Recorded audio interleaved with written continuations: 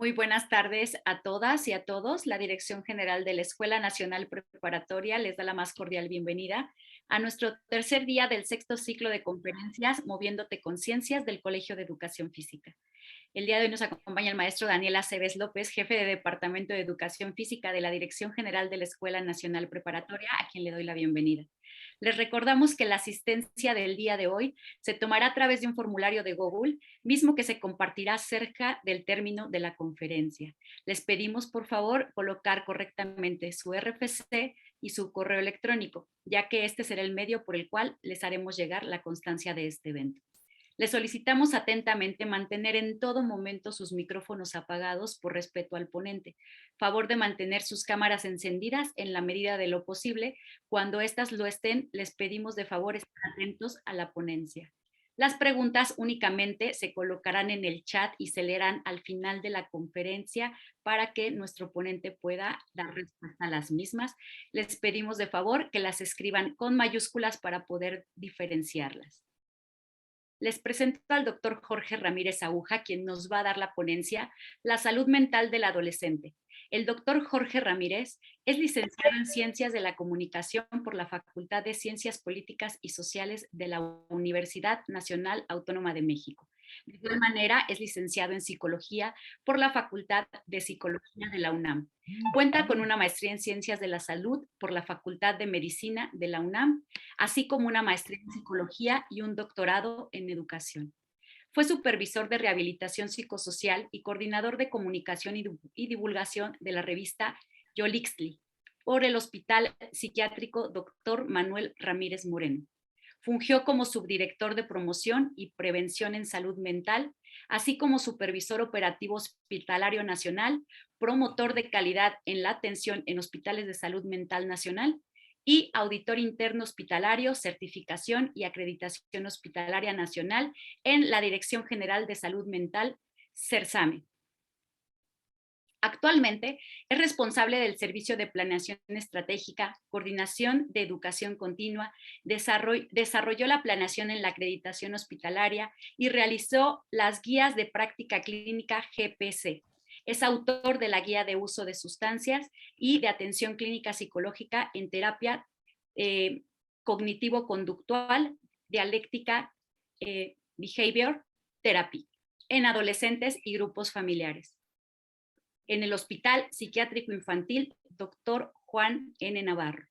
Cuenta con diversas publicaciones en el área de la salud mental, entre las que destacan el análisis del proceso de psicodiagnóstico en una institución psiquiátrica, el manual de intervención en salud mental en situaciones de desastre y estrategias de prevención y atención psicológica a menores con uso y abuso de sustancias, así como algunas de docencia en salud mental pública, psicopatología y programas de enseñanza y educación continua en salud mental, entre otras. Le doy la palabra al doctor Jorge. Adelante, doctor.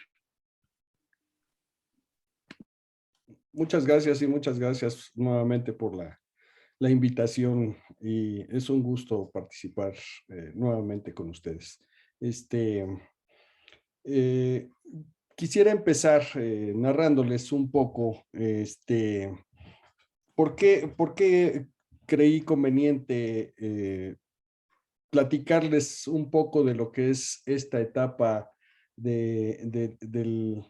que tiene el ser humano en su desarrollo. Me pareció que es un punto clave, una etapa clave para el desarrollo de actividades, la adaptación social, para explicar un poco estos fenómenos que a veces son tan difíciles, tan cuestionados por la sociedad. A veces escuchamos y hablamos mucho sobre los adolescentes y a veces sobre sus conductas, ¿verdad?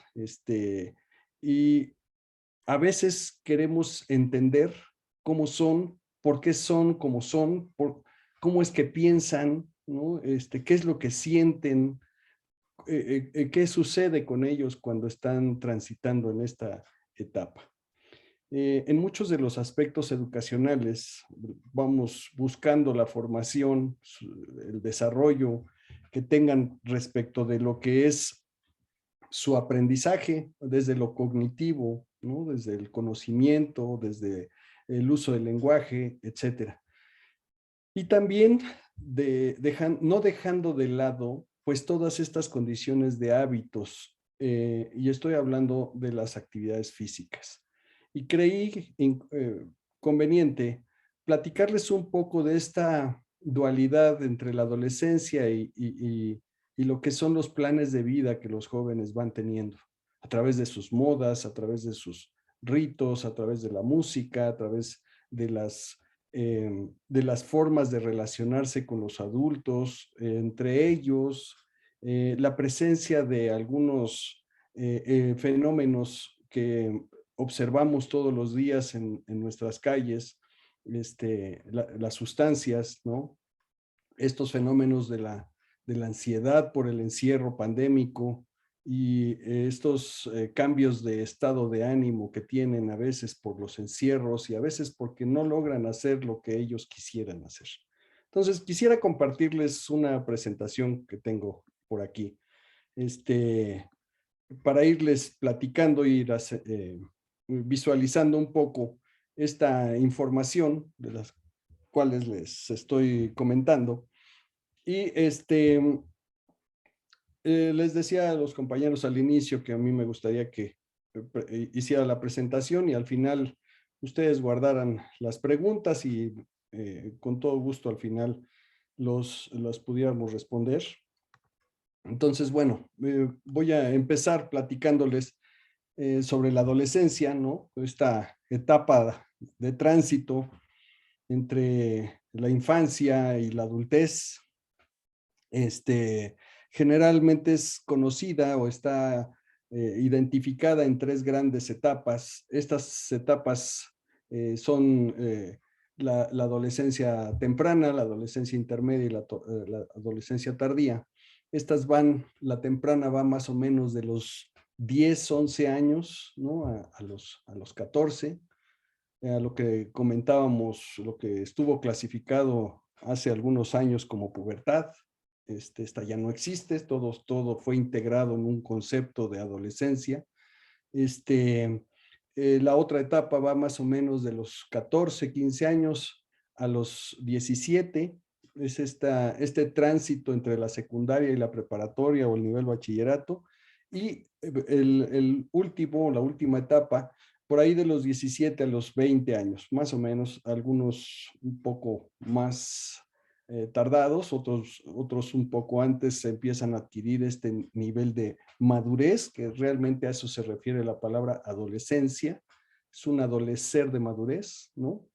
Y bueno, un poco pensando en estas condiciones de las etapas de vida, pues vamos observando algunos cambios físicos, algunos cambios, me refiero a su cuerpo, ¿no? A una serie de transformaciones relacionadas con su cambio en su estado de ánimo, ¿no? A la interacción, a la adquisición de nuevas conductas, de nuevas formas, a la resistencia ante las reglas, ¿no? A veces hay una no aceptación inclusive de las mismas relaciones con los adultos que viven en casa, ¿no? Y generalmente un rechazo al aprendizaje como lo solemos hacer, ¿no? Les proponemos que hagan tarea, les proponemos que hagan actividades escolares y ellos se rehúsan a estas. Bueno, hay algunos teóricos, algunas personas que han aportado al estudio de la adolescencia y por aquí Perinat nos dice que se menciona que es un impulso hacia sí mismo, esta etapa de la adolescencia, un reconocerse dentro de en un contexto hasta de fantasía, o si ustedes me permiten, aquí dice de subjetividad, pero bueno, hay una creación imaginaria de lo que va haciendo esta imagen o esta idea que se tiene de estos cambios que va sufriendo en el contexto familiar y social, ¿no? Les decía yo de los mismos cambios corporales, una toma de conciencia para sufrir estos cambios una fluctuación entre la seguridad y la inseguridad, entre poder tomar una decisión y soltarse de la dependencia de los padres. Algunas otras relacionadas, por ejemplo, con todas estas actividades de orden social que van de la mano con lo moral, ¿no? Con el qué dirán, y si hago tal cosa, ¿qué dicen? Y si me pongo tal prenda, ¿qué dicen los demás? Buscamos estar acorde con lo que también dice la sociedad. Entonces, bueno, estas aportaciones, bueno, pues ahorita les voy a ir platicando un poco más respecto a la concepción de esta. Voy a tratar de pasarlo por aquí. Bueno, aquí Armira Verasturi en el 88 dice que los adolescentes tienen 3 duelos. El primero por el cambio del cuerpo, les decía yo hace rato, la pérdida de las características infantiles. El duelo por perder el rol y la identidad de ser niño, y esto está enunciado o remarcado por el juego, ¿no? Y donde se renuncia un poco a la dependencia de algunas, a, a la dependencia de los padres por algunas condiciones nuevas, de nuevas responsabilidades que se van adquiriendo. Por otro lado, pues ya los padres dejan de ser esos protectores, muchas veces no, y se va tratando de buscar una identidad propia, a que hagan sus primeros solitos, como cuando en las primeras etapas de vida, ustedes recordarán que cuando el primer acto autónomo que tiene un ser humano, pues es el caminar, ¿no? Esos solitos también se hacen de forma social. Antes de hacerlos sociales, tienen que ser evidentemente conductuales, y esto está dirigido por nuestro razonamiento. Vamos soltándonos, nos agarramos de la pared y nos levantamos, y si nos caemos nos levantamos aunque lloremos un poco, y esos solitos también pasan en la adolescencia en la búsqueda de una nueva identidad. Manifiestan deseos de autonomía, esto es evidente porque ya no quieren ser dependientes, pero al mismo tiempo siguen siéndolo. Bueno, Bloss aquí está citado en un documento muy breve que escribieron en el 98, en donde hacen una propuesta sobre el concepto de la separación del individuo respecto de las condiciones de la reglamentación social encabezada por los padres o por los integrantes de la familia, en donde va buscando generalmente la independencia. La independencia no es aún autonomía. La independencia es una condición de tomar decisiones por sí mismo, a diferencia de la autonomía, que es una dependencia económica o social o académica por parte de los padres, ¿no? Los adolescentes también empiezan en este sentido a tratar de conciliar, y cuando esto no se logra, hay aislamientos. Quiero decir que se refugian con sus pares, con jóvenes que tienen condiciones similares o con edades similares, ¿no? Bueno, aquí les quiero empezar a narrar un poco de las condiciones relacionadas con esta población dentro del contexto social, ¿no? Este grupo generalmente es el grupo social más sano, es en donde existe la menor cantidad de fallecimientos o muertes. Hay pocos casos de enfermedad porque en esta etapa se tiene mucha energía, se tienen muchas necesidades de cambio, muchas condiciones de búsqueda, de dinámicas sociales, etc. Sin embargo, en esta edad también se consolidan una serie de hábitos que pueden ser riesgosos en un futuro. A veces se presentan muchos de ellos en la etapa de la adultez, de la adolescencia media o la ¿cómo se dice esto? La intermedia, ¿no? La que está precisamente en la etapa de la secundaria. Aquí es donde se van consolidando algunos hábitos. Cuando estos no existen, se habla de que ya empieza a haber problemas de orden cognitivo, y no quiero decir que esto sea mental por enfermedad, sino por el mal hábito. les comentaba hace un rato que el ejercicio físico es uno de ellos, ¿no? Muchos tienen flojera, etcétera, y no van teniendo el hábito para poder tener una condición de vida sana en el sentido de lo que va siendo la formación o la educación física. Bueno, la población adolescente en nuestro país se duplicó en los últimos 30 años. Aquí les pongo unas cifras. En el 70 representaba el 11.4% de la población, hoy representa el 23%, evidentemente el crecimiento significativo. Entre los años 2000 y 2020, este grupo de edad es el más grande de la población, que va, este periodo es de 10 a 18 años, y aquí están contempladas el inicio de la etapa tardía, pero las dos primeras etapas de la adolescencia.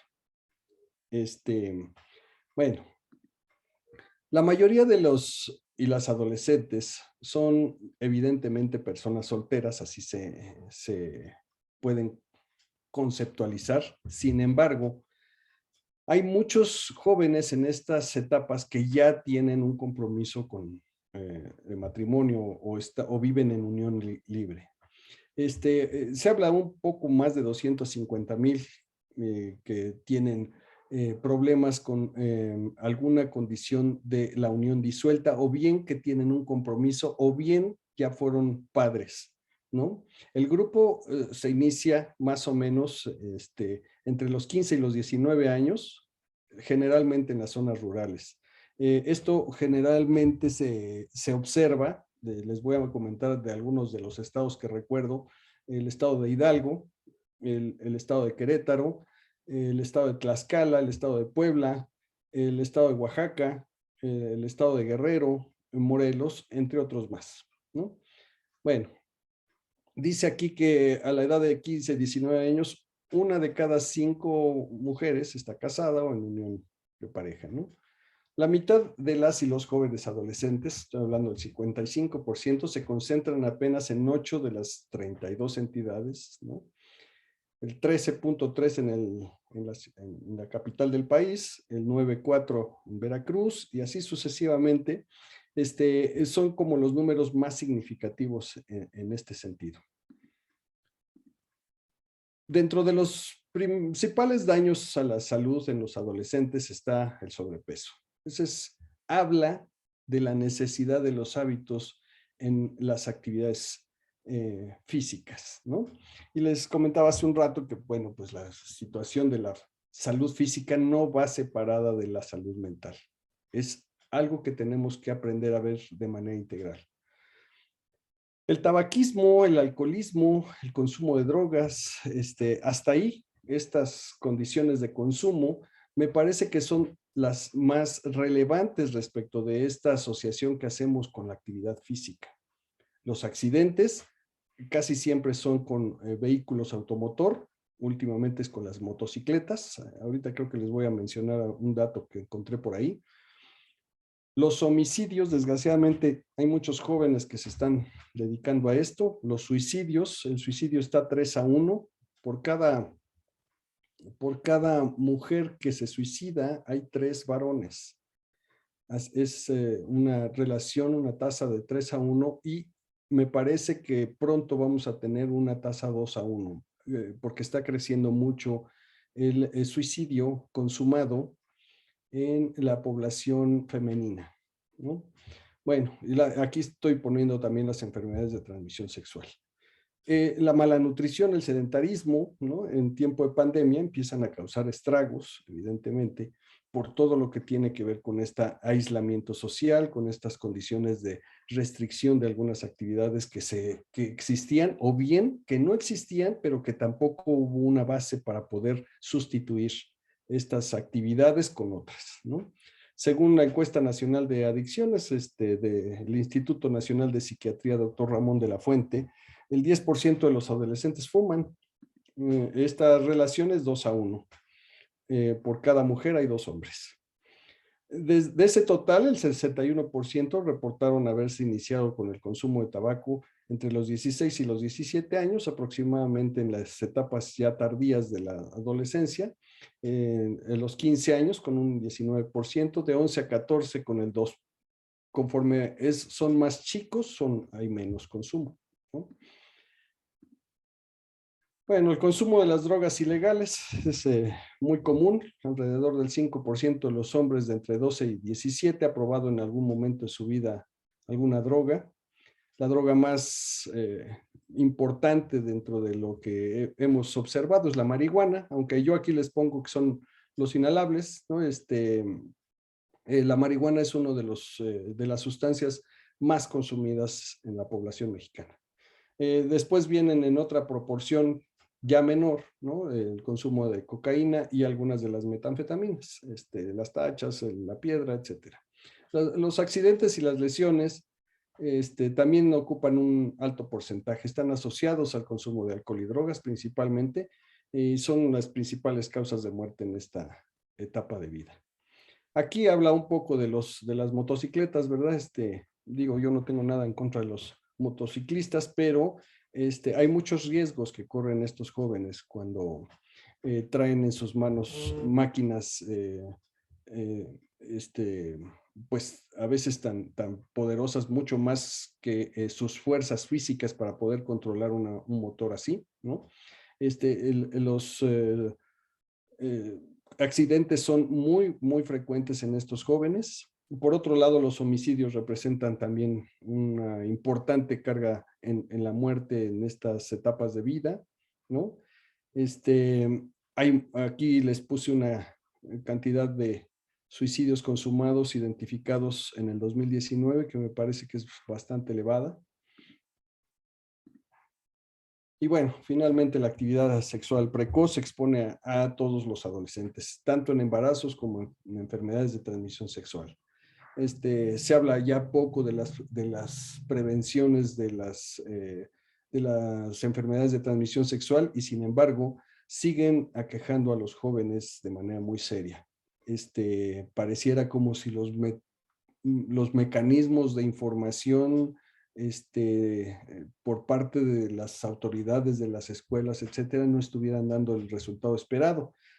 A mí me consta que se da información, sin embargo, a veces hay una omisión de parte de los jóvenes respecto de esto. Bueno, aquí les puse una cifra de los embarazos no deseados al año, más o menos alrededor de 466,000, ¿no? Que es una cantidad muy importante. De ese total, pues muchos de ellos a la hora de practicar algún legrado, algún aborto, alguna condición para no ser padres a esta etapa, terminan en la muerte, desgraciadamente, evidentemente de la mujer, ¿no? Aquí les quiero platicar, por otro lado, pues algunas de las características de los adolescentes en esta época, como les decía, un tanto de contradicciones, ¿no? Un tanto de una etapa de vida, pues no sé si comentarlo así, de algunas condicionantes sociales, de una serie de transformaciones que van afectando prácticamente todos los aspectos de la formación de su personalidad. Recordemos un poco que la personalidad no se conforma hasta después de la tercera etapa de la adolescencia.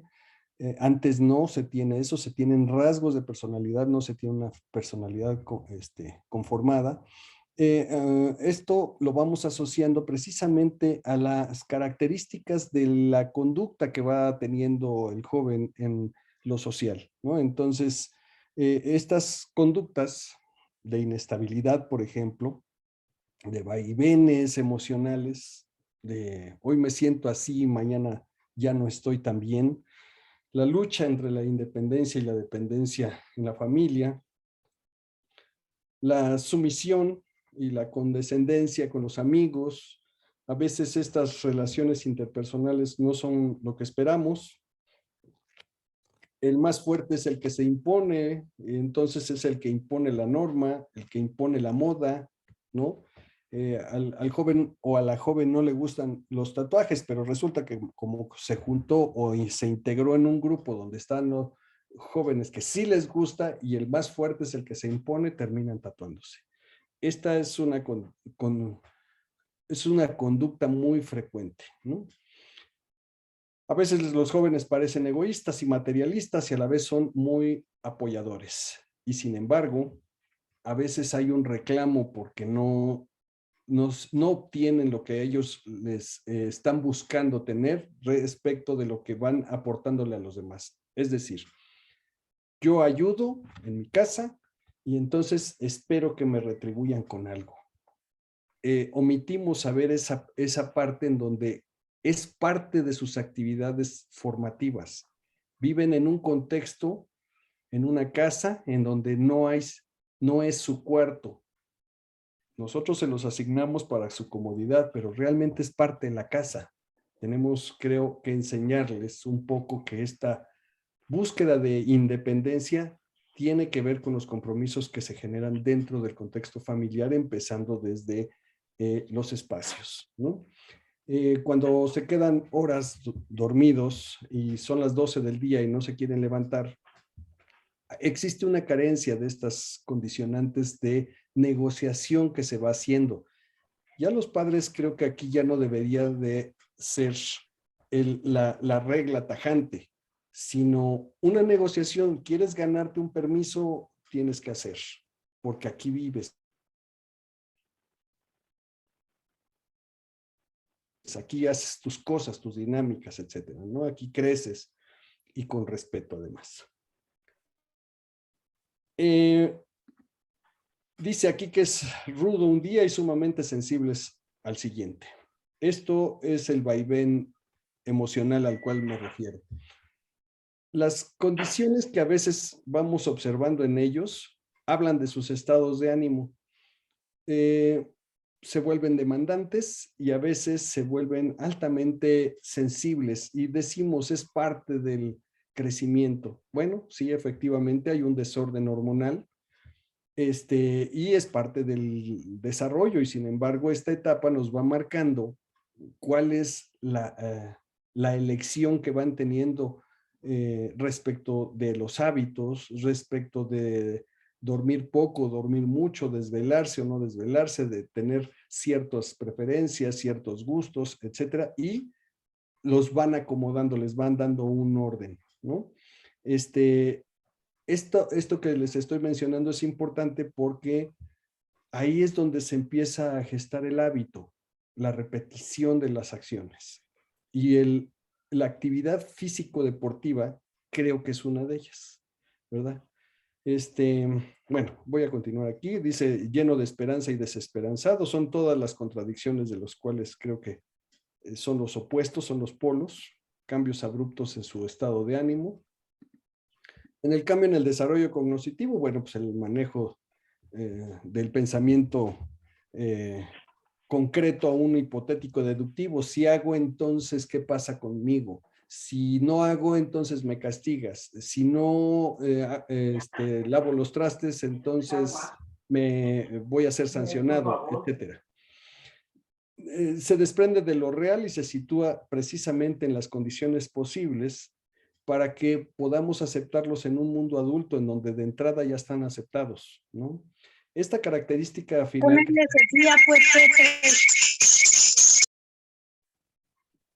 ¿Alguien quería hablar? Disculpa, doctor, ya silenciamos el micrófono. Favor de mantener sus micrófonos apagados, maestros. Gracias.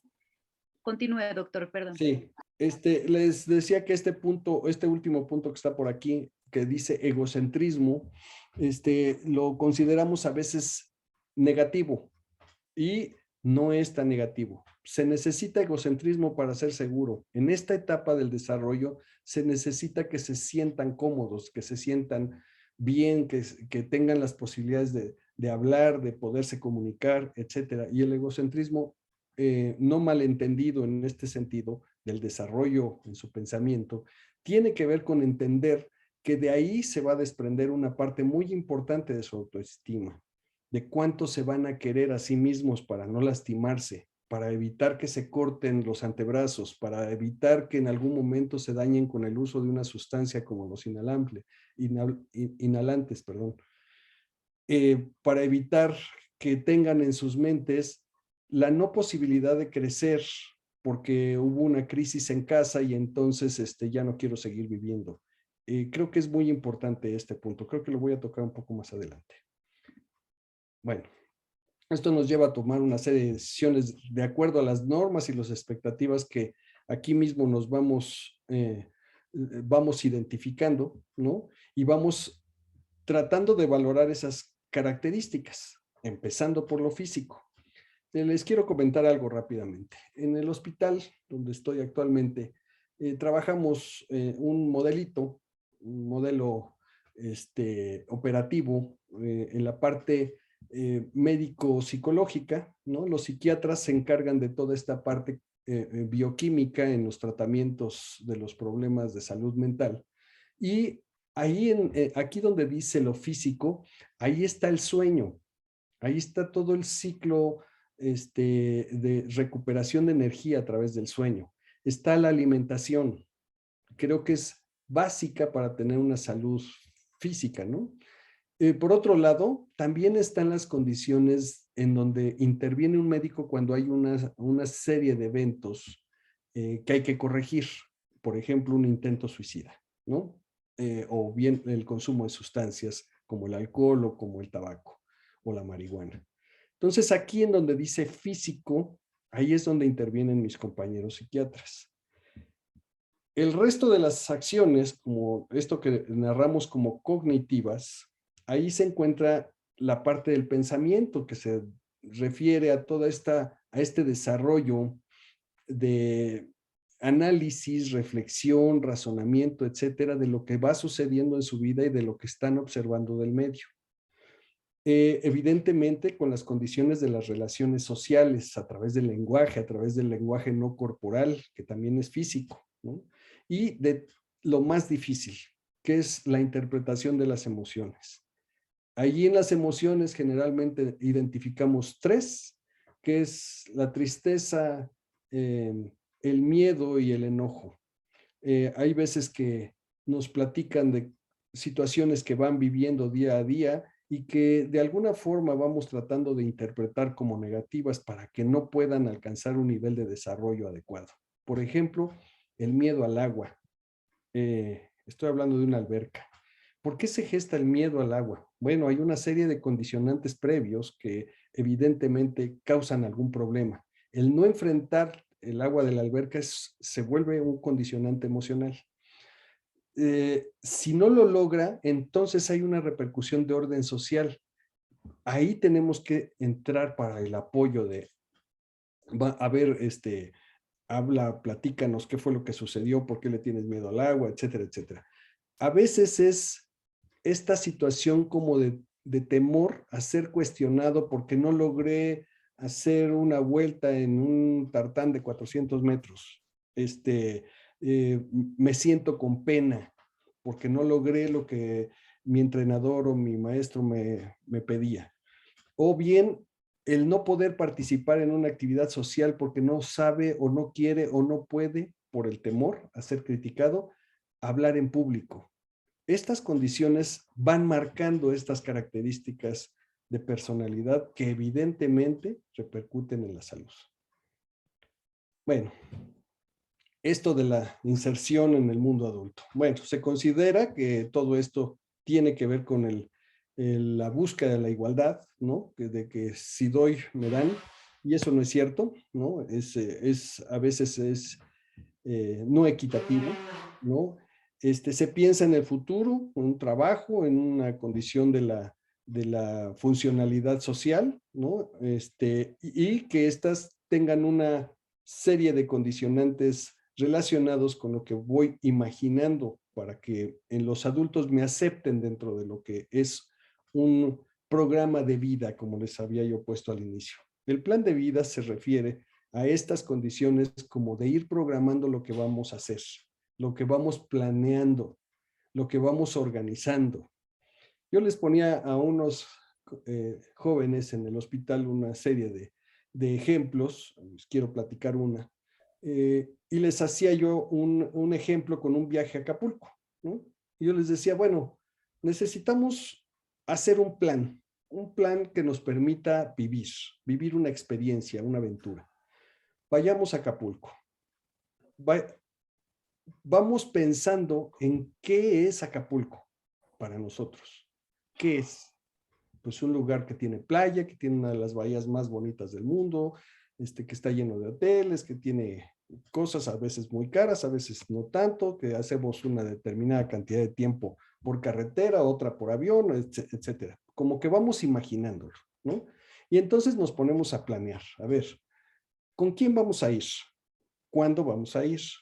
¿Cuánto dinero necesitamos para ir? Etcétera. Y entonces, en el proceso cognitivo lo vamos ordenando, lo vamos organizando. Y yo les decía a los jóvenes, bueno, ¿y qué necesitan? Pues dinero, ok. ¿Y qué necesitan para tener dinero? Pues trabajar. ¿En qué van a trabajar? Si son menores de edad.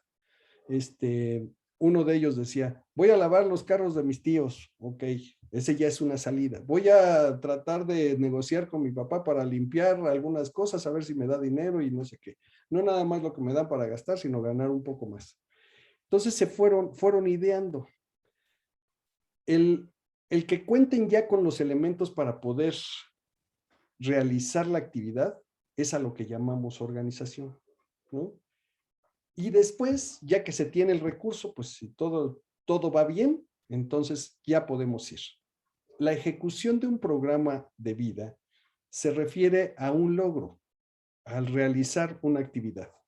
Cuando esto se logra, evidentemente vamos a alcanzar el objetivo y después vamos a meter la meta. La meta es cuantificable, el objetivo es cualitativo, ¿no?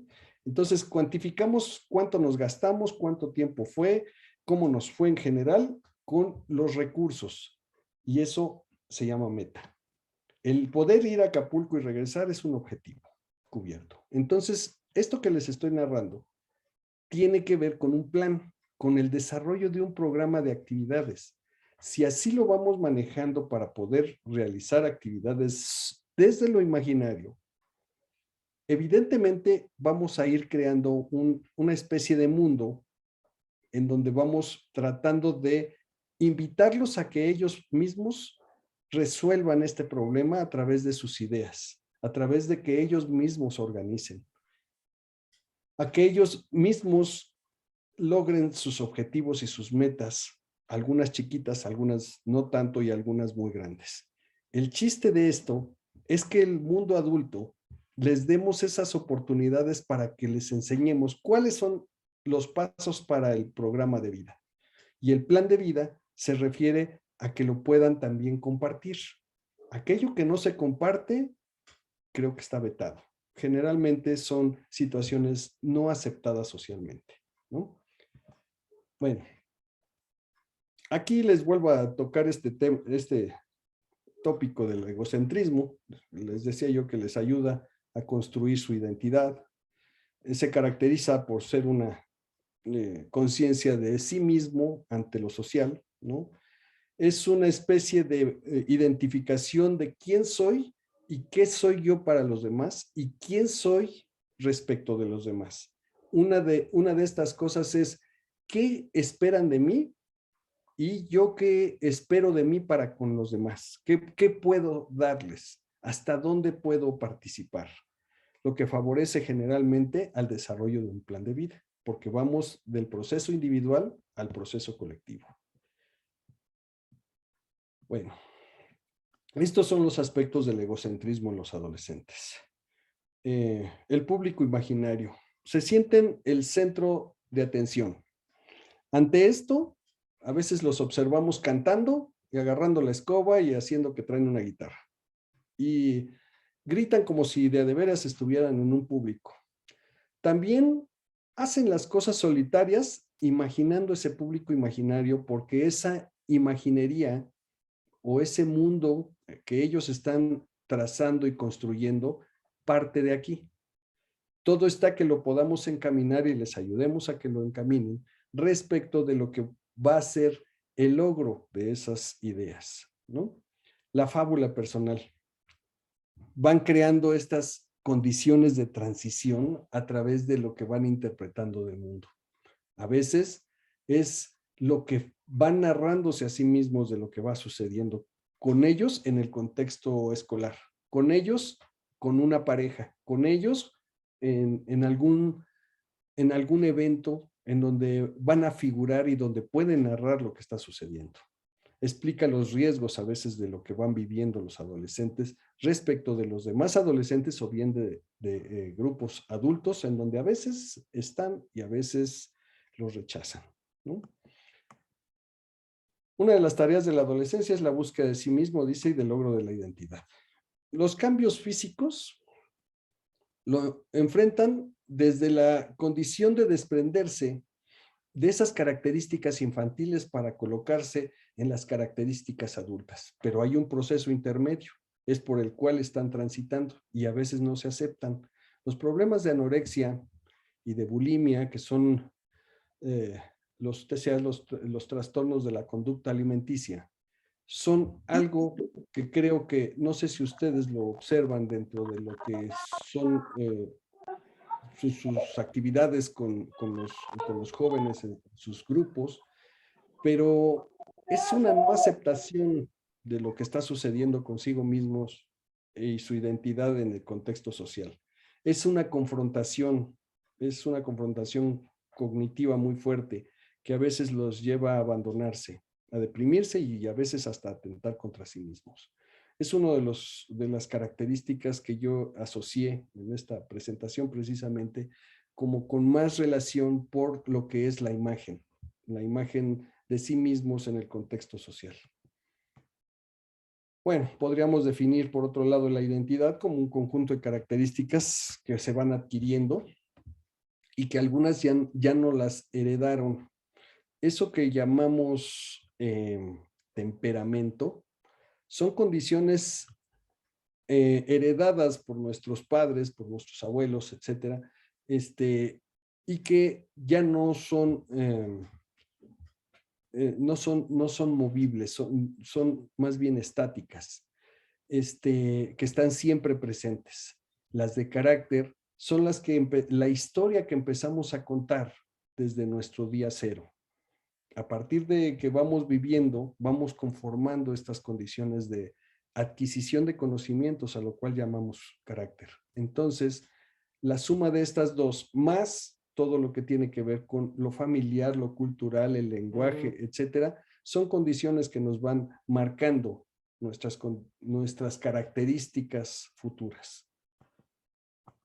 Bueno, el desarrollo de esta identidad permite que los individuos se sientan seguros, que se ajusten al medio, ¿no? Y a relacionarse o bien a no relacionarse, porque a veces en esta etapa del desarrollo hay muchos cuestionamientos de quién es el otro.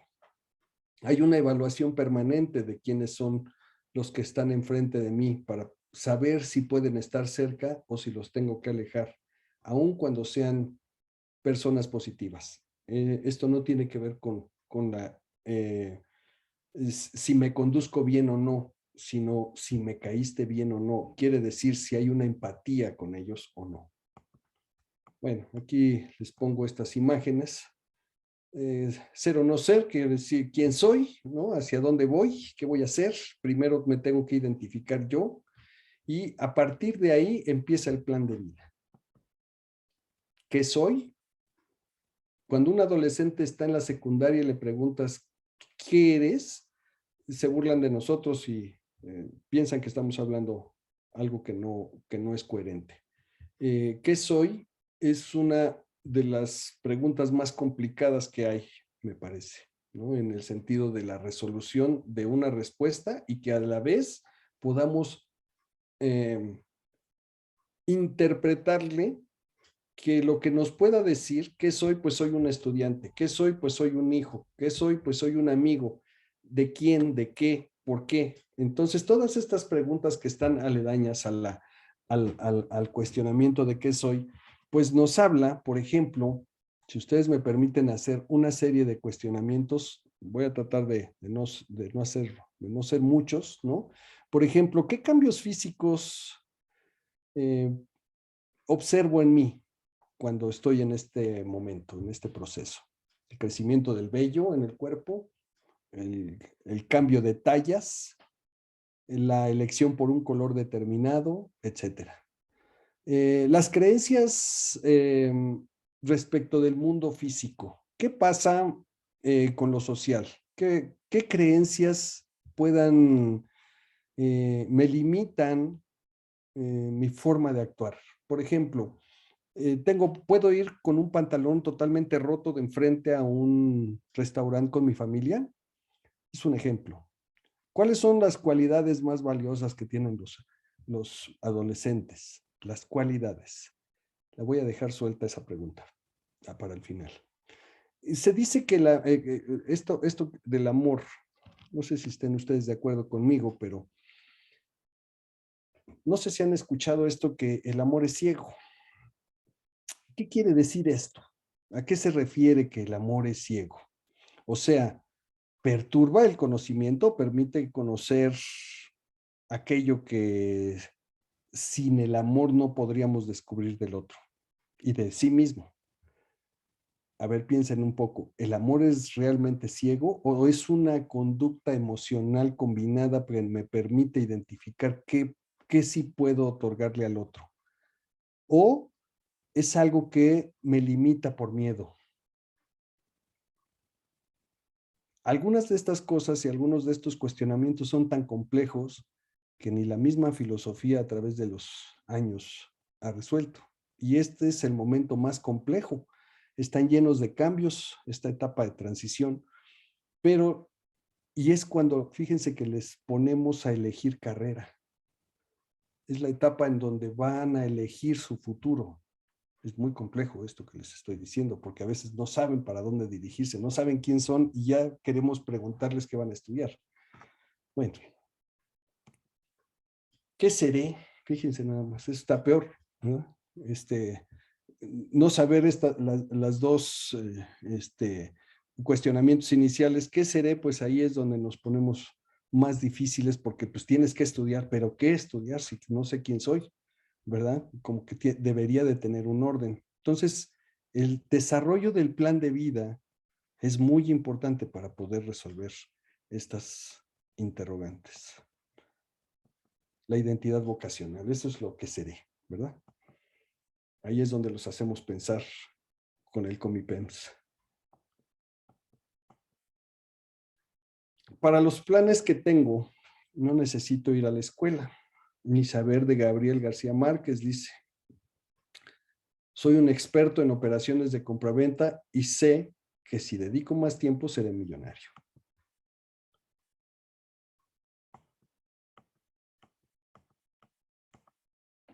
Con esto creo que voy a concluir.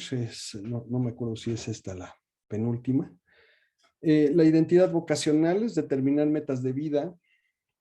Algunas de ellas tienen que ver con las condiciones que vamos nosotros mismos marcándoles como adultos. A veces les decimos qué leer y qué no leer. Por lo tanto, a veces determinamos esas metas. Definimos a veces esas preferencias que van teniendo. No te vistas así, no te peines así, córtate el pelo de tal forma, etcétera. Conocer las carreras existentes no quiere decir que sean las únicas, sino hay más opciones, a veces técnicas que hemos perdido de vista y no necesariamente licenciaturas en donde a veces se aburren leyendo un libro. Valorar la probabilidad del éxito académico creo que es algo importante y muy rechazado por estos jóvenes a veces. Evaluar la factibilidad de la independencia económica. Generalmente la economía es la que se busca antes del conocimiento y está al revés. Hay que plantearles, creo que el desarrollo del plan de vida tiene un orden, tiene un inicio y un fin. Y en ese inicio están precisamente los hábitos físicos. Bueno, hasta hace un año se había definido la vocación. Cuando cursé mi primaria, dicen estos niños, tenía las mejores calificaciones en ciencias naturales. Crisis. Periodo de toma de decisiones conscientes, compromiso de inversión respecto de una ocupación, un sistema de creencias. Sus ideas son las que los hacen comprometerse. Quiero ser DJ. Generalmente dicen, yo me quiero dedicar a traer un sonido y a ganar mucho dinero.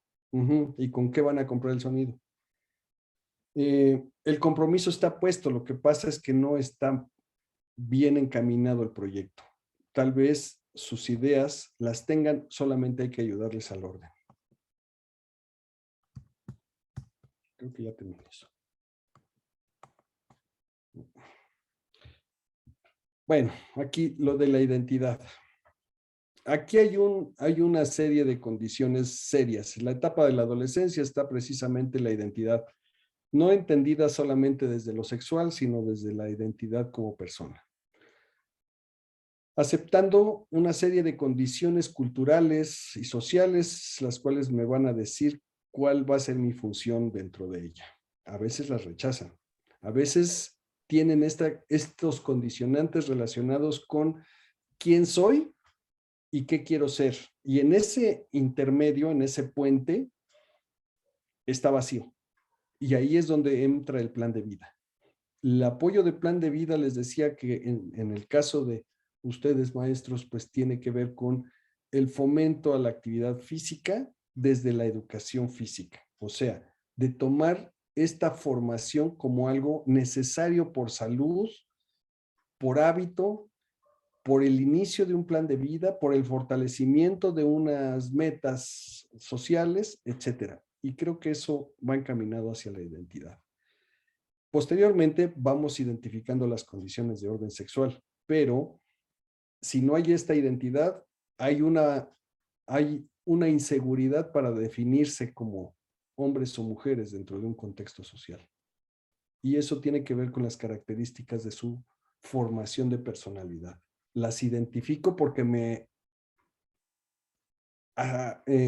trato de tomar de los demás modelos algo para mí. Me tengo que agarrar de algo porque no tengo identidad, no tengo de dónde tomar elementos para formarme. Por eso hay tanta variabilidad respecto de esto. Pero si esta identidad básica no está fortalecida, en lo sexual no se puede trabajar del todo bien, en el sentido de la identidad del género. Y estoy hablando no de la preferencia sexual, sino de mi función en la sociedad. No sé si me explico ahí. Bueno, la difusión de la identidad, claro. Esto evidentemente, pues, produce crisis. Las crisis conducen a un cambio. Este cambio tiene que ver con un compromiso. Generalmente las crisis, aunque nos hablan de que si no hay crisis no hay cambios, aún sin crisis hay cambios. Todo es que se tengan las oportunidades para realizarlo. Creo que hay muchas cosas que podemos comentar, tal vez en sus preguntas. Dentro de este campo, hay una serie de situaciones que creo que se deben de explorar. No todos los adolescentes son iguales, ¿no? Si ustedes se acuerdan, cuando éramos adolescentes, ¿no? Parece que a veces se nos olvida porque queremos a veces repetir ese patrón que aprendimos. La adolescencia, como les decía al inicio, es una etapa necesaria e importante para ser buenos adultos, ¿no? O para no ser buenos adultos, porque cada quien tiene sus características. Esencialmente es una etapa que tiene un valor por sí mismo, como todas las etapas del desarrollo. Sin embargo, esta es crucial para el ser humano. Creo que brinda muchas posibilidades de crecimiento y de aprendizaje, de fortalezas en el desarrollo.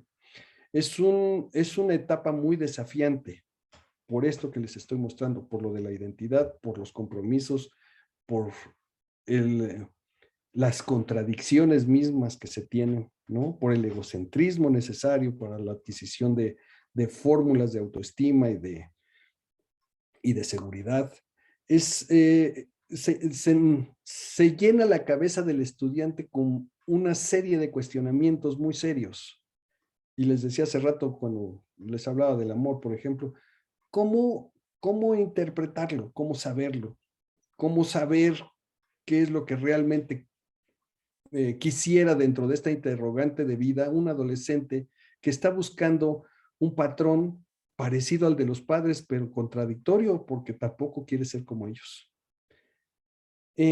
Muchas de las etapas que nos van diciendo nos van marcando el camino hacia dónde nos vamos a dirigir en el futuro, tiene que ver em,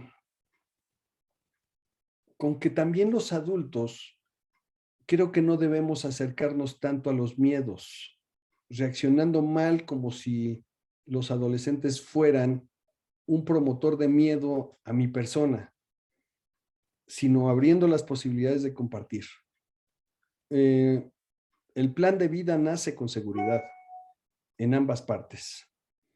Entonces, creo que los adultos ya tenemos más tiempo en este proceso y creo que podemos inclusive tener otras alternativas. Al inicio de la plática, cuando me dieron previo a, a iniciar, un maestro me decía, con nosotros tienen mucha apertura, con nosotros sí pueden externar lo que sienten. Qué bueno, eso es muy bueno porque hay otras áreas de conocimiento, otros grupos sociales en donde esto no es posible. Y creo que esta parte es fundamental para construir un entorno de confianza y seguridad. Yo quisiera detenerle aquí. Quisiera preguntas y que cuestionemos algo de lo que yo les expongo para que podamos interactuar un poco. No sé si estén de acuerdo en eso. Muchas Creo que gracias. sí.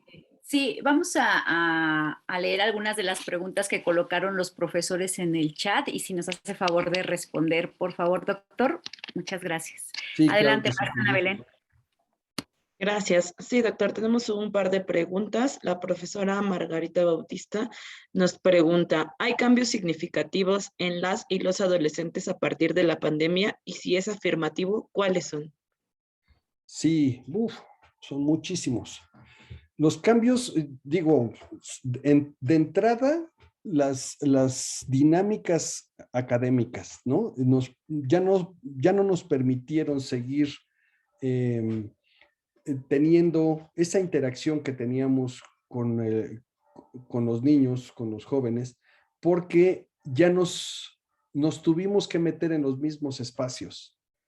Nos sentimos invadidos, sentimos el tiempo encima, unos por otros. Hay detalles como miren, están tomando clase en línea en una computadora, en la sala de la casa, por decirlo de alguna forma, y la mamá le pide al niño que está en plena clase que abra la puerta. Ya es un problema por sí mismo.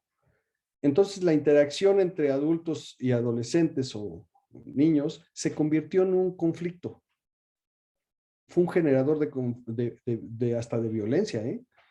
Y cuando estos fueron presentándose de manera tan frecuente, los jóvenes lo que hicieron fue aislarse, ponerse audífonos y aislarse del mundo. Cuando nos acercamos a ellos y les decimos, bájate a comer, vente a comer, vamos a desayunar, ya no. Ya no, porque están saturados de estas condiciones de encierro, más una dinámica que tal vez no sea la que ellos esperaban. Sí hubo muchos cambios también en los procesos ansiosos. Querían hacer cosas que no podían hacer porque tenían que salir a la calle y no podían realizar sus actividades. Dejaron de interactuar con sus compañeros. Ya no ir a la escuela implicó quedarse en casa y asimilar que la casa se iba a convertir en la escuela. Y eso fue muy complejo. El estado de ánimo, los cambios se dieron en el estado de ánimo, en depresiones, si usted quiere, severas, moderadas y a veces en algunos momentos combinadas con ansiedad. Y por otro lado, rompimiento en las relaciones interpersonales. Estos fueron, desde mi punto de vista, los cambios más significativos. Lo que yo observo en el hospital es esto, es un rompimiento severo de las formas tradicionales de convivencia. Si yo hablo de las condiciones de las actividades físicas, de la actividad física, evidentemente se rompió, porque ya no podíamos salir, porque los deportivos inclusive estuvieron cerrados durante mucho tiempo el año pasado, el 2020 y parte del 2021. Entonces, estos cambios repercuten necesariamente en el estado de ánimo. Y si hubo exceso de ansiedad, la ansiedad nos lleva a comer mucho, a consumir muchos alimentos, a veces hasta chatarra, ¿verdad? Que es lo que más atrae a estos jóvenes y a los niños. Entonces, con el sobrepeso ya no les gustaba su cuerpo. Entonces, la no aceptación, la pérdida de la identidad, ya no quiero regresar a la escuela porque subí de peso, cosas de ese tipo.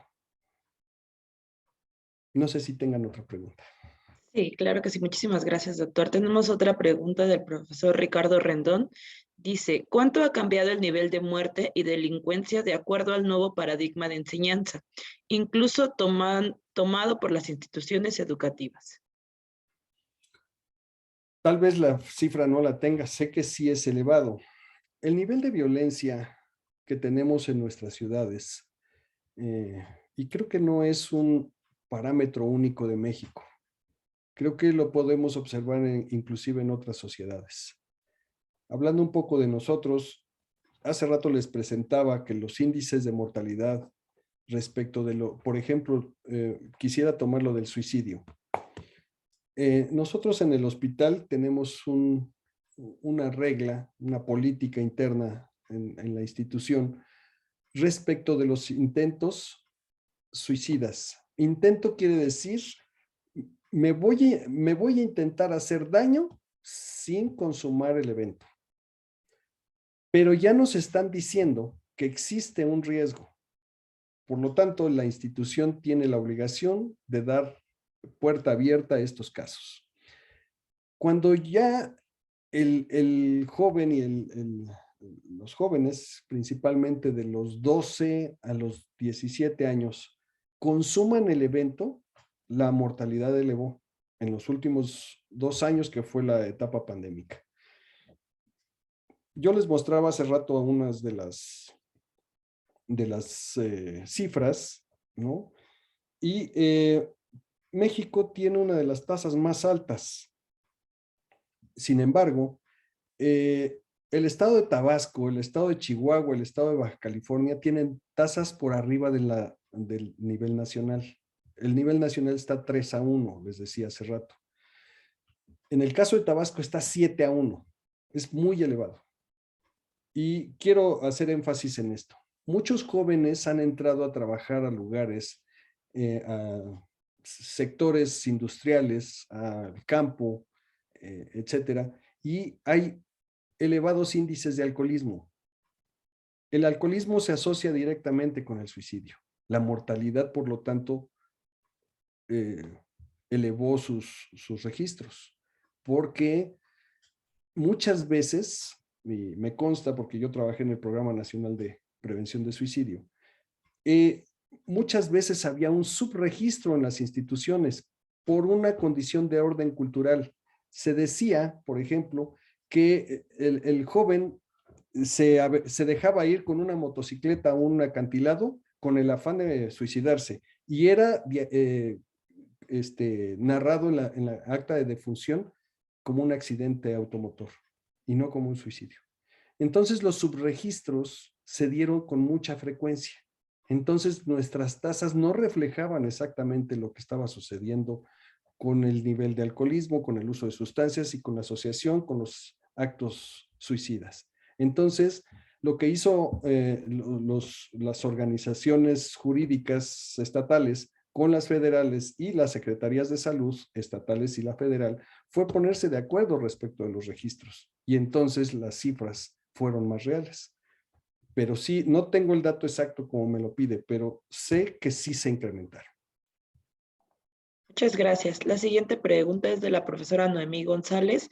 Dice, ¿cuál sería la aportación de la educación física para que el alumnado adquiera compromisos personales en tiempo de pandemia? ¿Cuál sería? No sé, Malita, vuélvame a narrar esa parte que me atoré con lo último. Claro ¿Cuál que sí. sería el compromiso?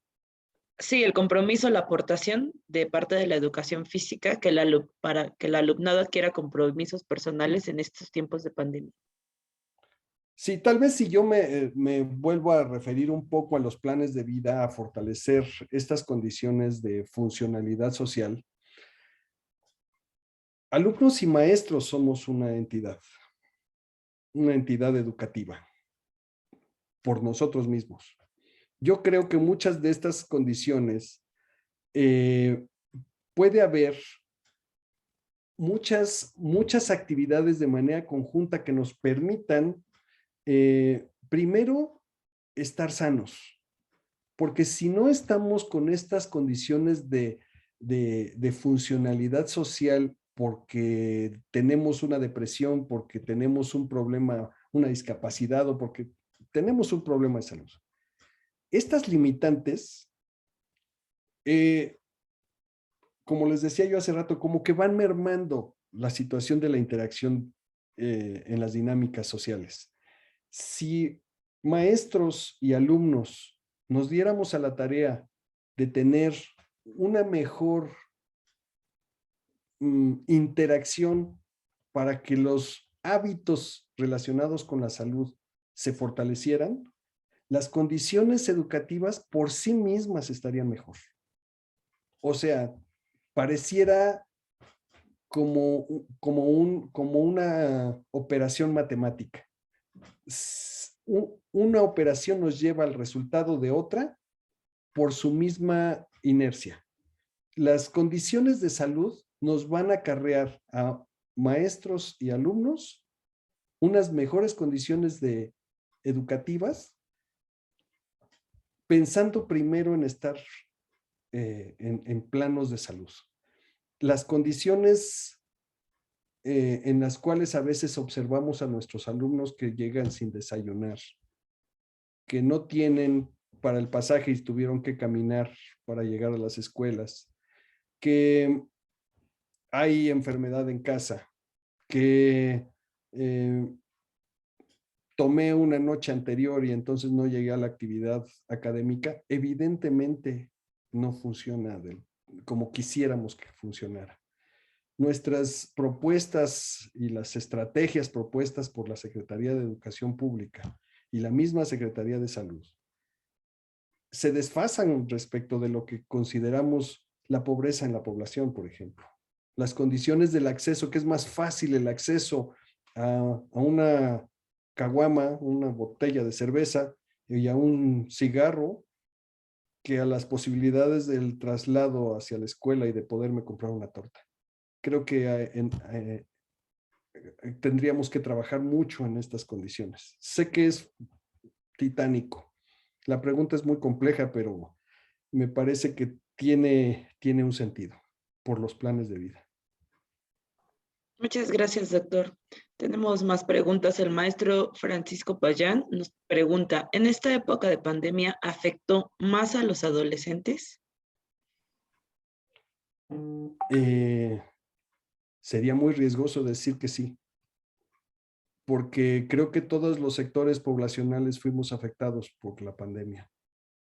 Creo que los adultos mayores vivieron algo, no todos, pero sí la gran mayoría, los que estaban en activo laboral, sí hubo un impacto fuerte por el aislamiento. Hablando un poco de los adolescentes, a mí me parece que los cambios en su interpretación del mundo y en donde se refugiaron en las redes sociales, principalmente, sí hubo un cambio muy importante. La pandemia es un parteaguas para las poblaciones, creo que en todo el mundo, pero nuestros adolescentes lo han vivido de manera muy seria, en el sentido de que les quiero poner un ejemplo.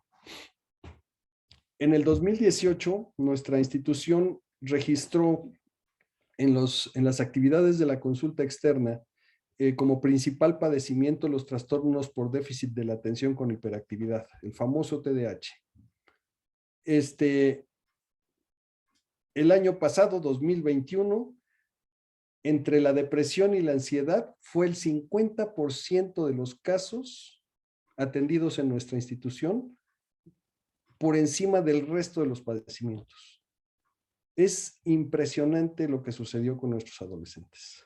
50%. Nosotros dimos alrededor de 480,000 consultas de primera vez el año pasado. Y la mitad de esas consultas fueron de depresión y ansiedad por el encierro de la pandemia.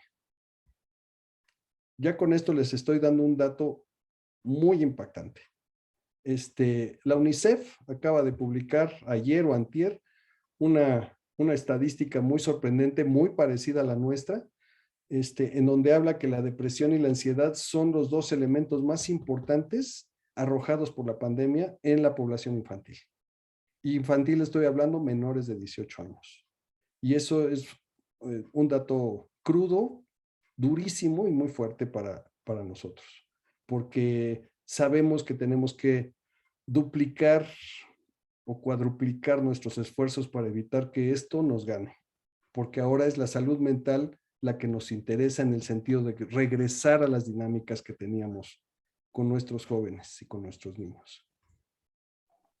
Claro que sí, muchas gracias, doctor. Tenemos otra pregunta de la maestra Montserrat Ruiz.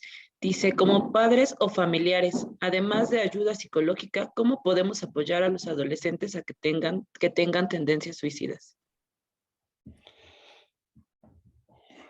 Híjole, pues hay muchas alternativas. Yo digo que la adolescencia, siendo una de las etapas más difíciles que tenemos los seres humanos, es cuando más necesitamos escuchar. Los adultos también estamos metidos en un mundo lleno de compromisos, lleno de situaciones económicas, sociales, laborales, de casa, de preocupaciones por enfermedad, el uso del cubrebocas, etcétera. Estamos metidos en muchas cosas y a veces dejamos de escucharlos. Cuando un adolescente dice, no me hables, no te quiero contar, cuando empiezan a perder esa confianza que solían tenernos, hay que levantar las antenas, porque la depresión tiene una asociación con estos pensamientos suicidas en un 70%, un 75%. Está asociado el aislamiento social al intento suicida. La falta de comunicación y la confianza. Necesitamos, creo que, fortalecer estos lazos, no necesariamente familiares, porque a veces no son familiares. Cuando lo son, pues con mucho más razón, pero hay veces que hablamos con jóvenes que no son de nuestra familia y sabemos que tienen problemas. Y ahí es donde hay que abrir las posibilidades de que se puedan comunicar.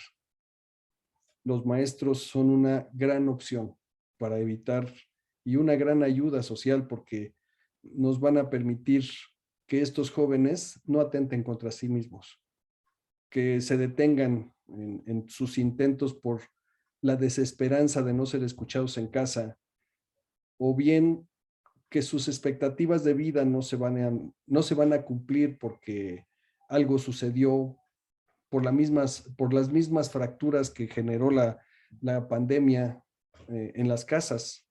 Tenemos nosotros un fenómeno muy significativo en los hospitales, en la Coordinación Nacional de Institutos. Muchas familias quedaron fracturadas ante la muerte de algún familiar que era el soporte o pilar de la familia, y no nada más desde lo económico, sino también desde la parte moral. Muchas familias se derrumbaron por esto y se llenaron de depresiones, de ansiedad, de pérdida de posibilidades de continuar en la vida. Y los adolescentes, tan susceptibles y tan en el vaivén de las emociones, como les decía hace rato, son altamente vulnerables. Yo creo que abrir las posibilidades de comunicación sería algo esencial y meternos a su vida. Pero necesitamos nosotros, los adultos, descender a sus necesidades, no hacerlos que ellos sean adultos como nosotros. No lo son, todavía no lo son. Gracias, doctor. El profesor Sergio Rodríguez nos pregunta, durante este tiempo de pandemia, el estudiante ha tenido cambios diversos en su vida. ¿Hay algún tipo de test para saber su estado de ánimo, anhelos, metas o cuestiones emocionales con el fin de orientarlos como académicos a tener un propósito en su vida y salir adelante en sus estudios? Sí, claro que sí las hay. Hay algunas que son de fácil interpretación y le quiero decir que no son test, son escalas. Estas escalas son de aplicación muy breve.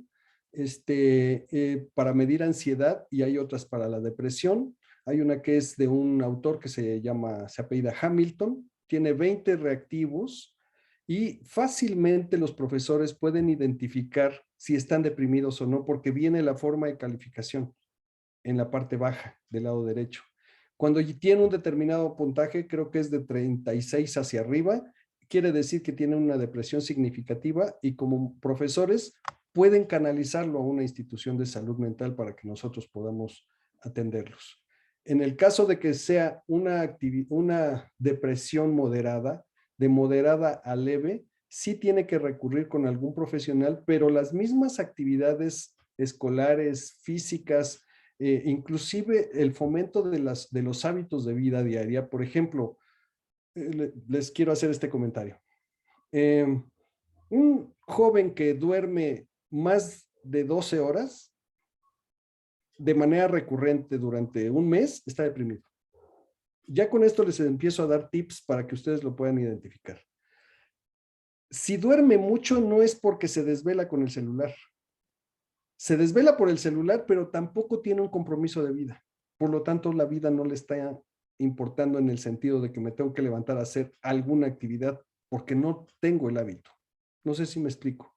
Y de alguna forma, ya son datos que nos permiten identificar que su estado de ánimo no está bien. Cuando tenemos a un joven que duerme menos de 6 horas, siempre están irritables porque no duermen lo necesario.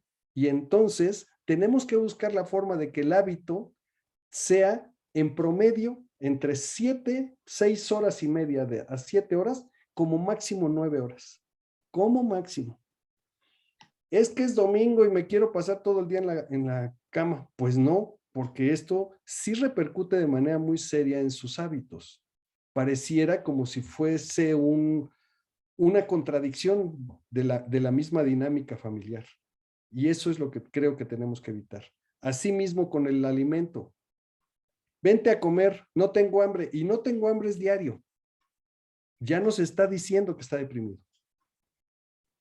Estoy muy irritable, duermo mal, no tolero a nadie, me aíslo, son puros síntomas depresivos, ¿no? Se me va el aire y quiero salir y me desespera todo lo que hago, está con ansiedad. Vámonos a caminar, no quiero, me da flojera, no te metas conmigo, y se pelean. Es que no me hace caso, dicen las mamás. Pues no, está deprimido. Estos ya son datos que como profesores, como maestros de estos jóvenes, son ya identificables. Y esto, si le sumo el uso de unas escalas como la de Hamilton o la de Beck. Beck es BECK, ese es el apellido del autor. Esa es una escala de ansiedad, está en el internet y es muy fácil de calificar. Y la de Hamilton, que es la de depresión. Ambas son de apoyo. Solamente es para que ustedes las puedan identificar y puedan decir, mi alumno fulanito tiene características depresivas. Hay que canalizarlo a un servicio de salud mental, ¿no? Nuestros servicios de salud mental ahora han crecido un poco. Cada delegación, cada alcaldía ya tiene un poco más de servicios de primer nivel. Estoy hablando de centros de salud que se llaman UNEMES, que son del gobierno de la Ciudad de México. Tenemos a los federales, que somos nosotros. Está el Centro Comunitario de Salud Mental de Zacatenco, que está muy cerca del metro Indios Verdes. Hay otro en Iztapalapa, otro en San Jerónimo, en la delegación Álvaro Obregón, y otro en el centro, en Santa María la Riviera. Y las instituciones que estamos en Tlalpan, en la zona de hospitales de Tlalpan. Nosotros estamos ubicados entre cancerología y nutrición. Y tenemos al Instituto Nacional de Psiquiatría, que está sobre la lateral del periférico, también en la zona de hospitales de Tlalpan, antes de la calzada de Tlalpan. Y que somos unidades que hemos venido trabajando con toda esta problemática post-pandémica, que yo digo que no es post-pandémica, todavía estamos en ella, ¿no? Y que tenemos que sumar esfuerzos. No sé si hay alguna otra pregunta. Sí, tenemos varias, pero daríamos la última pregunta por cuestiones de tiempo. Por favor, doctor. Es del maestro Rafael Cortés y dice, debido a que la afectación del encierro se observa más en el estado de ánimo, ¿considera pertinente priorizar el trabajo de emociones antes de lo académico? Gracias. Qué pregunta tan interesante. Fíjense que muchas veces hablamos de la regulación de las emociones. Si yo quiero regular una emoción como el miedo, le tengo miedo a la oscuridad, lo primero que les pedimos a los jóvenes o a las personas que tienen miedo es invitarlos a pensar, invitarlos a describir cómo es el lugar que no tiene luz, qué se imaginan que hay ahí adentro, ¿no? Cuando nosotros empezamos a hacer el proceso cognitivo del razonamiento respecto de la emoción, que es el miedo, el razonamiento va venciendo el miedo por sí mismo, porque el razonamiento es una justificación que tiene una evidencia. El miedo no la tiene. Si yo le tengo miedo a la altura, lo que tengo que hacer es subirme a lugares altos para vencer ese miedo. Si tengo miedo a la oscuridad, lo que tengo que hacer es meterme a lugares oscuros para vencer el miedo. Pero no solamente es enfrentarlo, es razonarlo. Entonces la parte cognitiva es muy importante. Si yo me meto a decir o trato de explicar esta pregunta, que por eso creo que se me hace interesante, porque ¿qué es primero uno o lo otro? Me parece que van a la par. Si yo trato de enseñar a un paciente, a un joven que tiene un padecimiento de ansiedad, depresión o un trastorno de ansiedad depresiva, tengo que llevarlo al campo de la actividad. Piénsenlo ustedes. Si ustedes están armando un rompecabezas y están muy metidos poniendo y buscando las piezas, no piensan en la ansiedad, no piensan en la depresión o en que no tienen dinero. Están pensando en poner la pieza de la rompecabezas. Esto que les estoy hablando es la actividad funcional sobre la emoción. La regulación de la emoción la tiene la actividad, el desarrollo de actividades. Entonces, por eso es tan importante su función, maestros, en el sentido físico, porque creo que es fundamental para recuperar a veces hasta sin medicamentos los tratamientos a la salud mental, porque teniendo una actividad física definida como hábito, el joven no necesita o el niño no necesita medicarse. ¿Por qué? Pues porque la actividad por sí misma está haciendo la recuperación emocional. Esta pregunta es muy importante, pero es bastante compleja porque no creo que sea para todos. No es generalizable. Hay jóvenes que no responden aún con actividades definidas. Hay veces que la emoción es tan fuerte, por ejemplo, el enojo contra los padres es tan fuerte porque le impusieron ir a una escuela donde él no quería, que no hay actividades, no hay respuesta, ¿no? Y entonces esto, más que encontrarle un orden, se convierte en un conflicto. Y ahí lo primero que tenemos que hacer es acabar con el conflicto para que él pueda desempeñar una actividad. La parte educativa es fundamental y sin embargo, no todos la quieren realizar precisamente porque hay un conflicto de fondo. No sé si me expliqué en esta, es un tanto difícil, pero el hecho de la sustitución o el anteponer una actividad definida a una emoción negativa como el miedo o el enojo es esencial. Les quiero poner este último ejemplo.